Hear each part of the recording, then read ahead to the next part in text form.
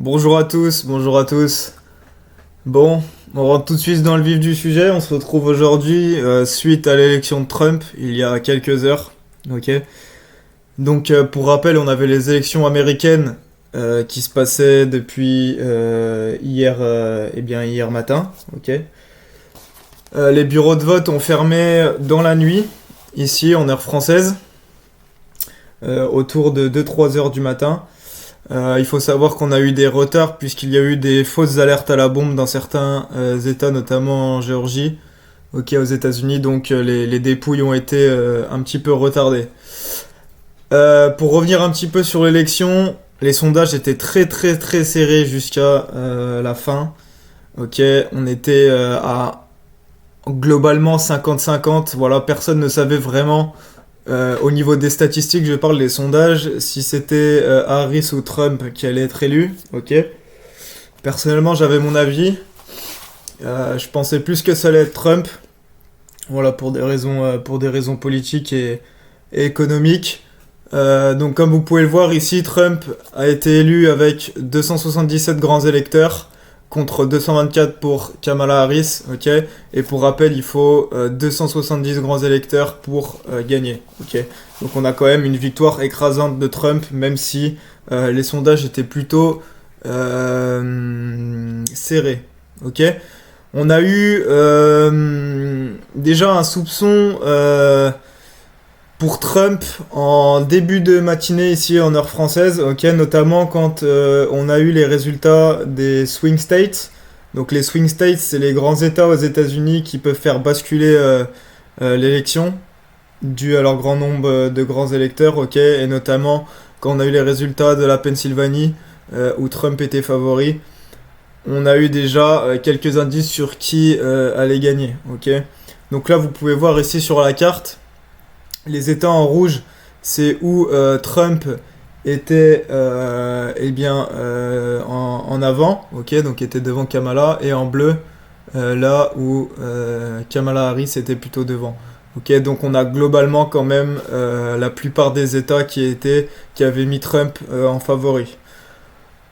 Ok, donc au niveau des marchés, au niveau du dollar, au niveau de la crypto, plutôt bonne nouvelle, ok, si je mets de côté le côté politique, et le côté économique, etc., juste pour parler des marchés financiers et des cryptos notamment, plutôt bonne nouvelle. Donc on va voir ensemble ce qui s'est passé et également une preuve concrète de pourquoi dans ces semaines et journées importantes il ne faut pas trader, ok.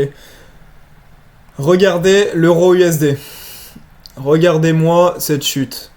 Donc on va revenir là où je m'étais arrêté hier. Donc hier, hop, la dernière analyse euro-USD que j'ai faite, on était juste ici. Tac, je vais passer en 5 minutes.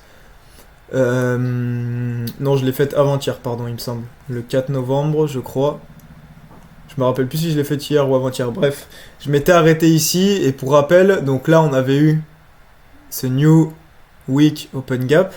Ok. Donc là, j'ai marqué le haut du gap par cette ligne rouge et le bas du gap par cette ligne rouge, ok. Donc pour rappel, moi je m'attendais à ce qu'on vienne, comme je l'ai dit, rééquilibrer ce gap afin de pouvoir continuer à retracer notre grosse expansion daily qu'on avait ici pour venir à cette zone, ok. Donc la journée d'hier, c'est exactement ce qu'on a fait. Hop, je vais avancer un petit peu. Voilà. Donc vous voyez qu'ici on est venu retracer dans le gap. Alors ici j'ai eu, quand j'ai regardé mes graphiques, j'ai eu une petite ampoule dans ma tête, ok. Et j'ai considéré ça comme de la grosse manipulation. Donc je m'attendais à un mouvement baissier. Après vous dire que je m'attendais à un aussi gros mouvement baissier, ce serait vous mentir, ok. Mais là pour moi ici, vous voyez, on vient pas assez retracer ce gap, vous voyez. J'aurais aimé qu'on vienne minimum retracer au 25, au grand minimum 25 du gap, donc par là, ou potentiellement au 50, ce qui aurait été parfait avant de repartir. Là, ici, vous voyez qu'on est juste venu à l'entrée du gap avant de repartir. Donc ça, ce mouvement-là, hier, d'ailleurs, j'étais en coaching et je l'ai expliqué à quelqu'un, je lui ai dit, attention, ça, pour moi, c'est de la manipulation et je m'attends à un mouvement baissier, ok. Maintenant, je ne m'attendais vraiment pas. En fait, j'attendais pas grand-chose. Comme je vous l'ai expliqué, je vous ai expliqué dans mon analyse que rester spectateur uniquement dans ces jours comme cela, avec des annonces aussi importantes, vous ne pouvez pas vous permettre de mettre des billes sur le marché.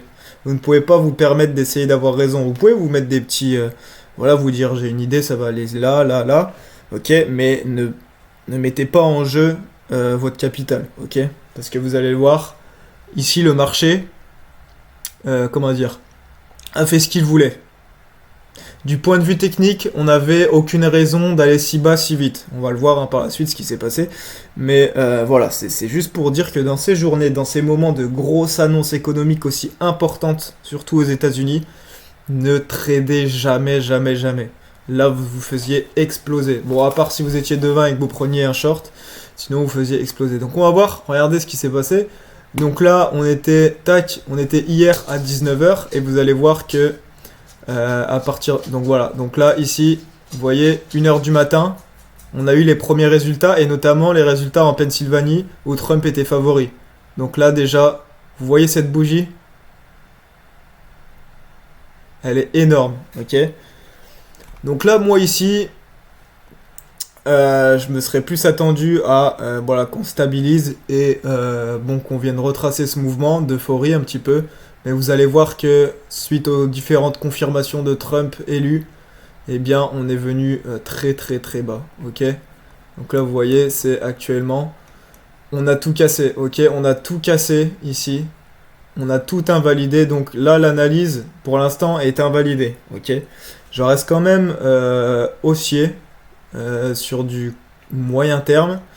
Mais là, actuellement, on invalide tout et juste on regarde. Ok, on regarde, on n'essaye pas de trouver des hypothèses ou des analyses. Là, pour le moment, franchement, en fait, vous voyez ça, c'est des moments impulsifs d'euphorie. C'est-à-dire qu'ici, il n'y a plus rien de technique. Ok, il n'y a plus rien de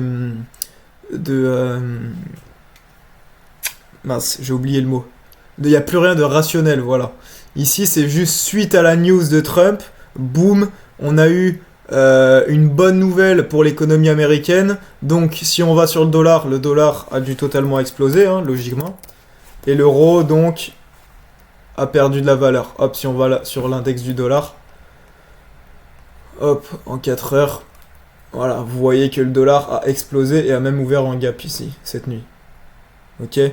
Donc là, forcément, on a une dépréciation de l'euro qui est simplement due, simplement, c'est plus complexe que dire simplement, mais c'est simplement dû à l'élection de Trump, ok? Donc ici, il n'y avait pas de côté technique, c'était purement du fondamental, et c'est pour ça que dans ces moments-là, vous ne pouvez pas deviner ce qui va se passer, même si vous avez des pressentiments ou quoi que ce soit, voilà, attention, ça c'est des moments vraiment de manipulation, de grosse manipulation. Donc là, autant vous dire que si vous étiez en longue, je ne sais pas où, vous faisiez exploser, ok? Voilà pour la réaction du dollar. Donc, pourquoi le dollar est monté aussi vite? Car Trump représente une très bonne nouvelle pour l'économie américaine, d'accord? Notamment dû à à son précédent mandat où il avait quand même relevé l'économie américaine après Obama. Il a laissé des traces et voilà comment cela se répercute sur le marché. Un dollar vraiment, vraiment haussier. Ok, maintenant, comme je vous l'ai dit, ça reste un mouvement d'euphorie. Je vois pas l'euro continuer sa chute très très loin. Ok, donc à voir ce qui se passe aujourd'hui et demain. Sachant que, hop, on est encore sur des jours. On va aller voir le calendrier économique. On est encore sur des jours hyper chargés en annonce. Donc aujourd'hui, vous voyez, on a. Alors ça, c'est déjà sorti, c'était les PMI France. On a Christine Lagarde qui parle à 15h. On a les stocks de pétrole. Oula, pardon. Les stocks de pétrole à 16h30, excusez-moi. Et on a également demain une journée très chargée, notamment avec la décision sur les taux d'intérêt aux États-Unis. En Angleterre, au Royaume-Uni. Et si je ne me trompe pas, peut-être. Ah non, même pas. En Europe. Non. Ok, seulement aux États-Unis et au Royaume-Uni. On a également l'inscription au chômage. Hop, et la décision sur les taux. Voilà, décision de la Fed. donc la Banque centrale américaine, sur les taux d'intérêt. Donc ça c'est pareil, c'est des annonces qui sont très attendues par les investisseurs. Donc on reste à l'écart. Ok, là cette semaine, franchement, c'est une semaine, à part lundi et la journée d'hier, bon, bon, il y avait des trades à prendre, hein. Mais à part lundi et potentiellement hier, voilà, je vous conseille de rester devant vos graphiques et de ne pas intervenir sur le marché, ok?